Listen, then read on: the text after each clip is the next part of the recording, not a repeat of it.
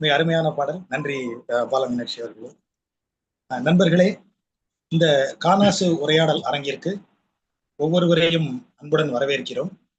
இந்த அரங்கு படைப்பாளுமைகளுடன் அவர்களது உலகத்தை புரிந்து கொள்வதற்கு, அவர்களை மேலும் புரிந்து கொள்வதற்காக, படைப்பின் அடிப்படையில் அவர்களினுடைய சிந்தனைகளை நாம் தெரிந்து கொள்வதற்கு, என்ன போக்குகளை நாம் தெரிந்து கொள்வதற்கு ஒரு மிக முக்கியமான ஒரு உரையாடல் தளமாக இதை நண்பர்கள் உருவாக்கி இருக்கிறார்கள்.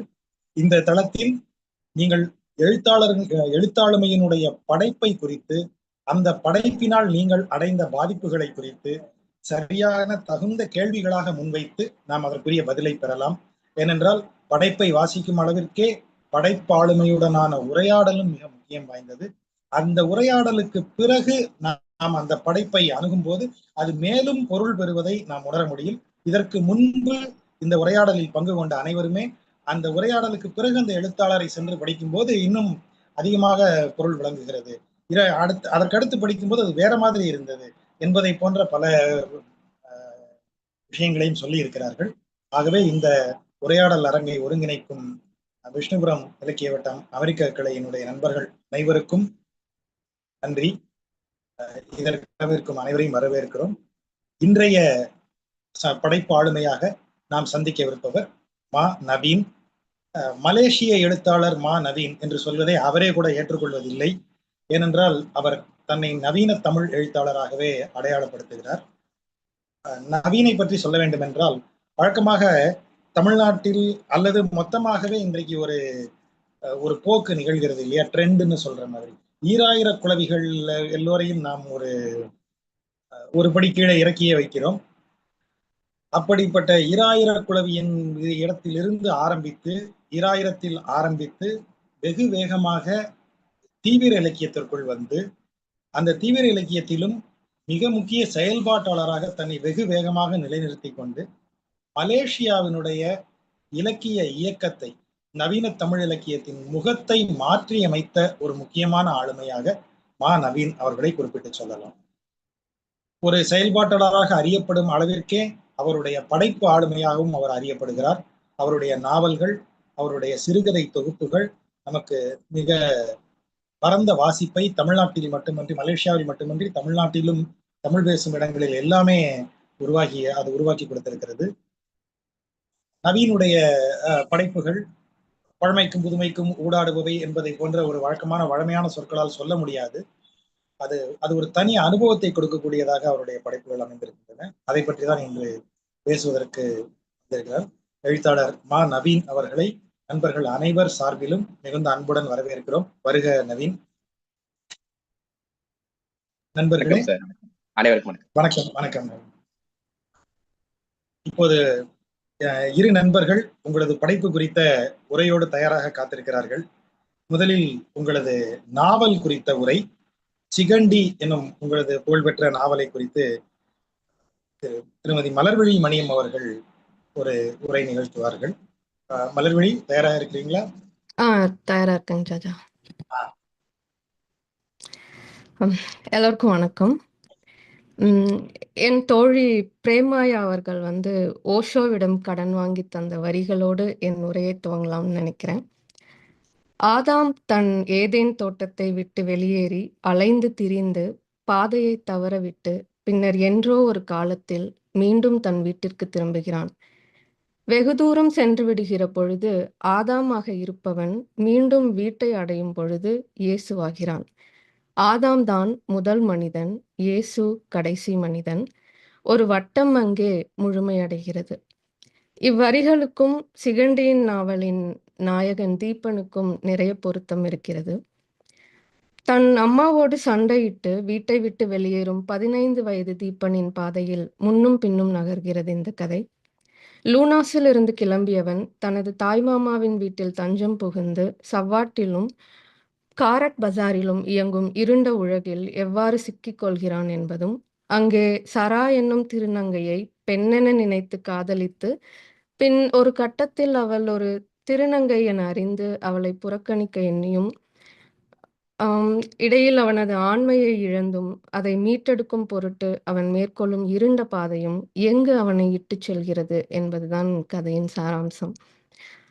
பொதுவா நம்ம வாழாத ஒரு வாழ்க்கைய வேறொரு நிலப்பரப்பில் வேறொரு மனிதர்களின் இடத்தில் வாழ்ந்திட்ட அனுபவங்கள் வாசிப்பின் வழி கிடைக்கும் எனில் அது ஒரு சிறந்த எழுத்திற்கான உதாரணம். அது எல்லா கதைகளும் கொடுக்குமான்னா இல்லைன்னு தான் சொல்லணும். சில கதைகள வந்து வெறுமனே நம்ம ஒரு பேர்ட்ஸ் வியூல இருந்து வாசிச்சிருப்போம். ஆனா சிகண்டின் வாசிப்பின் வழி நான் தீபனாக, சராவாக, ஈபுவாக, நிஷாமாவாக என்னால வாழ முடிந்தது. ஈபு ஒரு மாபெரும் ஆளுமை. தனது சேவல்களைக் காக்கும் பகுச்சரா மாதாவின் உருவம் ஈபு அவர்கள். தாயம்மா கை என்ற முறையில் தன் ஆண்குறியை அறுவடை செய்து கொண்டு தன்னை ஒரு பெண் என நிலைநிறுத்தியவர். சவ்வாட்டில் தன்னை நாடி வரும் திருநங்கைகளுக்கு அறுவடை செய்து கொள்ள உதவியும் அவர்கள் விரும்பும் வாழ்வை அமைத்துக் கொள்ளவும் வழி செய்றாங்க. இதுல பகுச்சரா மாதா தன் சேவல்களை வஞ்சிப்போருக்கு தரும் தண்டனை வந்து மிக நூதனமானது. அவளது உருவமான ஈபுவும் தனது பாதுகாப்பில் இருக்கும் திருநங்கையினரை அவ்வாறே காத்து வருகிறார். ஒரு சிறுபான்மையினரை காக்கும் தலைவனுக்குன்னு ஒரு அறம் உண்டு. அதேபோல நாட்டின் அரசனாகினும் தன் மக்களுக்கு ஒரு ஆபத்துன்னா போராடுவதும், வேண்டுமெனில் கொலை செய்வதும் தான் அந்த அரசனுக்குரிய தர்மமா இருக்க முடியும். அப்படிப்பட்ட ஆளுமை தான் ஈபுன்னு நான் நினைக்கிறேன். இந்நாவல் திருநங்கையினரின் வாழ்வின் வழியாக உணர்த்தும் இன்னொன்று, தாய்மைங்கிற தகுதி அடைய ஒரு பெண்ணாக இருக்கணும் என்றோ, ஒரு உயிர கருவில் சுமக்கணும் என்றோ கட்டாயம் ஏதும் இல்லைங்கிறது. அது ஒரு உணர்வு. அந்த உணர்வு ஒரு ஆணுக்குள்ள மேலோங்கி இருந்தாலும், அதற்கு பெயர் தாய்மைதான் என்றும், அது பெண்மைக்கு உரியதென்றும் நிலைநாட்டும் கதை மாந்தர்கள் தான் ஈபுவும், நிஷாமாவும், சராவும்.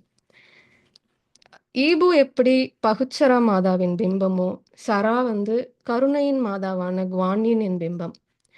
உடைந்த பொருட்கள் எதையுமே தூக்கி எறியாம, தன்னோட கை வண்ணத்தால் அவற்றை ஒன்றிணைத்து உயிர் தரும் அவளுடைய குணம், உடைந்த ஒவ்வொன்றிலும் அவள் தன்னையே காண்கிறாள்ன்னு தான் காட்டுது. அவற்றுக்கு வேறொரு உருவம் தந்து, அவள் தன்னையே உயிர்ப்பித்துக் கொள்கிறாள்ன்னு எனக்கு தோணுது. அப்படிப்பட்ட குணம் கொண்டவளால எப்படி தீபன தண்டிக்க முடியும்? தன் கடவுள் முன்னாடி மட்டும் அவள் ஆடும் அப்சரஸ் நடனத்தை தீபனுக்கும் அவள் ஆடிக் காட்டுவதில் அவளது அன்பின் ஆழம் வேறு என்று புரியுது. அப்புறம் நான் இந்த உலகத்துல பயப்படுற முதல் மனிதர்கள் வந்து மன்னிக்கிற மனிதர்கள். தன் உடலை தாண்டி ஆன்மாவை நொறுக்கியவங்கள வந்து மன்னிக்க தயாராக இருக்கும் மனங்கள தான். ஒருத்தர எத்தன முறை மன்னிக்கலாம்னு இயேசுவ கேட்டா 7, 70 முறைன்னு சொல்றாரு. நெக்குல்யுதோவ மன்னிப்பதன் வழி மட்டும் தான் தன்னை மீட்டுக் கொள்ள முடியும்னு மஸ்லோவா சொல்றா. சோனியாவால மட்டும் தான் ரஸ்கோல்னிகோவுக்கு மன்னிப்பும், மீட்பும் வழங்கிட முடியும். அதே வழியில சராவால மட்டும் தான் தீபனுக்கு மன்னிப்பும் வழங்கிட முடியும். மீட்பும் வழங்கிட முடியும்னு நெனைக்கிறேன். இறுதியில "முன்ன சாவடிக்கத்தான் நான் வந்தேன்னு" தீபன் சொல்லும் தருணத்துல கூட, தீபனுடைய ஆன்மா மாசடையக்கூடாதுன்னு சரா மேற்கொள்ளும் முடிவில் அவள் தேவதை ஆகிறாள்னு எனக்கு தோணுச்சு. அவனது ஆண்மையை திருப்பித் தந்த தருணம், அவள் தன்னை அப்சரஸ் என்றும், குவானியன் என்றும் நிறுவிய தருணம். என் வாழ்க்கையில என்னால இந்த அளவு ஒருத்தனை நேசிக்க முடியுமான்னு எனக்கு கேள்வி எழுந்துச்சு. ஆனா, நாவல் அப்படி ஒரு சுதந்திரத்த அந்தரங்கமா நமக்கு வழங்குதுல்ல. என்னால சராவா ஒரு மாரி தீபன நிபந்தனைகளின்றி நேசிக்கவே முடிஞ்சது. ஆனா, தன் மகளை அழிக்கத் துணிஞ்சவன மகளே மன்னிச்சாலும், தாயால மன்னிக்க முடியறதில்லல்ல. ஈபுவாகவும், நிஷாமாவாகவும் என்னால தீபன ஒரு இம்மி அளவு கூட மன்னிக்க முடியலன்னு தான் சொல்லணும். பொதுவா விக்டிம் சைட் எடுத்துக்கிட்டு வாதாடுறது வந்து எல்லாருக்கும் வசதியான ஒண்ணா இருக்கும்.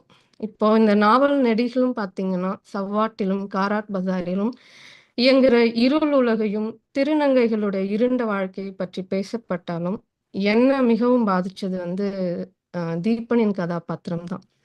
த மோஸ்ட் சேலஞ்சிங் கேரக்டரா நான் பார்க்கறதும் தீபன தான். தன் வீட்டை விட்டு வெளியேறியவன், தாய் மாமாவின் வீட்டில் தஞ்சம் புகுந்து, காரட் பஜாரிலும், சவ்வாட்டிலும் அந்த இருள் உலகில் சிக்கிக்கொண்டு, திருநங்கைகளுடைய இருள் வாழ்விலும் சிக்கிக் கொள்றான். பின்பு ஒரு கட்டத்துல இந்த மொத்த இருளில் இருந்தும் தன்னை மீட்டுக்கொண்டு வீடு திரும்பும் நோக்கில் ஓடுறான். அந்த ஓட்டத்தின் நடுவில் ஒரு கணம் நின்னு அவன் யோசிப்பான். அவன் உண்மையிலே எதைக் கண்டு ஓடுறான்னு ஒரு கேள்வி அவனுக்குள்ள எழும். வெளியில் அவன் சிக்கிக்கொண்ட அந்த இருள் உலகைத் தவிர்த்து அவன் தனக்குள்ளே திரும்பிப் பார்த்த கணம் அதுதான். அவனுக்குள் இயங்கிக் கொண்டிருக்கும் இருளை ஒவ்வொரு திரையாக விலக்கிக் கொண்டே செல்ல செல்ல அவ்விருளின் அடிமட்டத்தில் காவா என்ற குரல் கேட்கிறது. அவனது நண்பனின் மூளை வளர்ச்சி குன்றிய தங்கையின் குரல் அது. தீபனால் வன்புணரப்பட்ட பொழுதும் என்ன நடக்கிறது என்று உணராமல் அவள் எழுப்பியது அந்த ஒலி மாத்திரமே. நாம எல்லாருமே பிறந்தப்ப இருந்த இன்னசென்ஸோட வாழ முடியுதா? ஏவாள் தந்த ஆப்பிள ஆதாம் சாப்பிடுற வரைக்கும் தான். தீபன் எனக்கு ஒரு ஒட்டுமொத்த உணர்வுகளின் பெட்டகமா தான் தெரியிறான். அவனுக்குள்ள இருக்கும் இருளுக்கும் ஒளிக்கும் மாறிக்கொண்டே இருக்குது அவனுடைய பிம்பம். அம்மா கிட்ட கோச்சுக்கிட்டு வெளியேறியவன் தான் அதே அம்மாவுக்காக ஏங்குறான். அம்மாவின் மடி போதும், அம்மாவின் மன்னிப்பு போதும் அவனுக்கு மீட்பு கிடைச்சிடும்னு நம்புறான். பாலியல் விடுதியில உடல்நிலை சரியில்லாத பெண்ணோட உக்கிரமா உறவு கொள்ளச் சொல்வது அவனுள் இருக்கும் இருள். அதே சமயம் அந்த பெண் வாடி வதங்கி இருக்கிறாள் என அவன் மேல ஒரு துளி கருணை காட்டுறது அவனுள் இருக்கும் ஒளி. சராவுக்குள் இருக்கும் பெண்ணுக்கும் ஆணுக்கும் அவன் அல்லாடும்போது அவன் மீது எனக்கு பரிதாபம் தான் வந்துச்சு. சராவ கொல்றதுதான் அவன் தப்பிக்க ஒரே வழி என்று அவன் மேற்கொண்ட பயிற்சிகள் யாவுமே ஒருவித அச்சத்தை கிளர்த்தியது என்னன்னு தான் சொல்லணும். உதாரணமா ஒரு கருங்குரங்கை அவன் கொன்ற விதம். அப்புறம் அபார்ட்மெண்ட்டில் கண்ணன் தினம் விளையாடும் பூனையை கொன்ற தருணம். அத கொன்ற பிறகு அவனுடைய போர்வைக்குள்ள ஒளிஞ்சுக்கிட்டு ஒரு நமட்டு சிரிப்பு சிரிப்பான். அ எத்தன குரூரம் அவனுக்குள்ள இருக்கணும்னு நான் நினைக்கும்போது, அந்த பூனைக்காக கண்ணன் வருந்துறத பார்க்க முடியாம, அ அ அதுக்காக வருந்துற தீபனையும் காண முடியும். ஆம். இறுதி கட்டத்துல ஊர விட்டு ஓட முற்படும்போது கூட, கண்ணனுக்காக தன் மாமாவின் கடனை அடைத்துவிட்டு தான் கிளம்புறான். ஆம். இதுல தீபனின் கதாபாத்திரத்தை நவீன் அவர்கள் நான் என்ற நிலையில் இருந்து ஏன் எழுதினாருன்னு எனக்குள்ள ஒரு கேள்வி எழுந்துச்சு. பொதுவா அது ஆசிரியரோட குரல்னு எடுத்துப்போம் இல்லையா? ஆனா இந்த நாவல்ல நான் என்கிற நிலையிலிருந்து எழுதி, எழுத்தாளர் நவீன் அவர்கள் வாசகருக்கு விடுக்கும் ஒரு பெரிய சவால்னு எனக்கு தோணுது. இப்போ தீபன் கண்ட அனைத்துமே அவனுக்குள்ள இருக்கிற இருள் மட்டும் தானா? அப்படியான இருண்ட பக்கங்களும், இருண்ட அறைகளும் நாம ஒவ்வொருத்தர்கிட்டயும் இருக்கலாம்ல.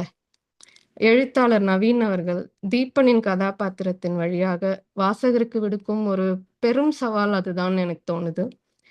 நமக்குள்ள இருக்கும் இருளை உலகுக்கு அறிக்கையிடணும்னு அவசியம் இல்ல. அட்லீஸ்ட் ஒரு கணம் நின்னு நமக்குள்ள திரும்பி பார்க்கிற தைரியம் இருக்கான்னு நம்மள சோதிச்சு பார்த்துக்கலாம். ஆசிரியர் குரல் என்று தப்பித்துக் கொள்ளாம, தீபனாக உருமாறி சிகண்டி நாவலை பிரவேசிக்க முடியுமெனில், நம்முடைய இருளை காண்பதும் சாத்தியம்னு தான் நான் நினைக்கிறேன். திருநங்கைகளுக்காக சு. வேணுகோபால் அவர்கள் எழுதிய பால்கனிகள் தமிழ் இலக்கியத்தில் மிக முக்கியமான மைல்கல். அதிலிருந்து நவீன் அவர்களின் சிகண்டி ஒரு மாபெரும் பாய்ச்சல். இறுதியாக ஓஷோவின் கூற்றுப்படி ஆதாமாக வீட்டை விட்டு வெளியேறியவன் மீண்டும் வீட்டிற்கு திரும்ப வேண்டும் என்றால் அவன் இயேசுவாகினால் மட்டுமே அது சாத்தியம். அதுதான் இந்த நாவலில் தீபனின் முடிவு. வாய்ப்புக்கு நன்றி. நன்றி மலர்விழி. அந்த படைப்பை பற்றிய ஒரு குறுக்குவெட்டு தோற்றத்தை கொடுத்து விட்டீர்கள். நண்பர்களே, மலர்விழி மணியம் அவர்கள் வல்லினம், சொல்வனம், காலம் போன்ற இம்மில் முடியக்கூடிய அனைத்து இதழ்களிலும் எழுதக்கூடியவர். போனால் போகிறது என்று இன்னில் முடியக்கூடிய ஆனந்த விகடனிலும் படைப்புகளை எழுதியிருக்கிறார். அவர் இந்த சிகண்டி குறித்து பேசியது ஒரு சுவாரஸ்யமான ஒரு பார்வை.